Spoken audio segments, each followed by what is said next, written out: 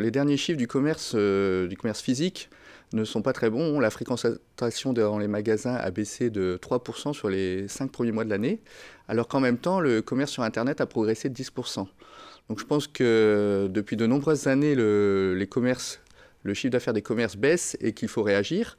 Alors il y a différentes pistes et l'ouverture du dimanche peut être une piste pour faciliter et faire rebondir le chiffre d'affaires des commerçants. C'est une piste sensible aussi. C'est une piste sensible, c'est pour ça qu'on ne veut rien forcer, on ouvre le débat, c'est juste ouvrir le débat. Le gouvernement a lancé un plan de revitalisation des centres-villes et la question peut se poser aussi de savoir si, avec ce plan, l'ouverture du dimanche dans les centres-villes peut être une piste pour justement enrayer le déclin du commerce. Pour l'instant, il n'y a pas de chiffres, puisque c'est nouveau d'ouvrir le dimanche dans certains centres-villes. La loi Macron en 2015 a permis la création de zones touristiques, l'ouverture dans des zones touristiques des commerces.